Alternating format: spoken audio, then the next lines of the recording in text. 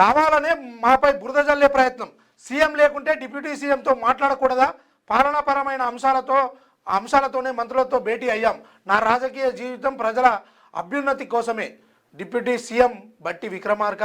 ఇక మదిరాలో మీడియాతో మాట్లాడుతున్న డిప్యూటీ సీఎం బట్టి విక్రమార్క బహిరంగంగా వెళ్తే రహస్యం ఎలా అవుతుంది? మంత్రుల భేటీపై విష ప్రచారం తగదు.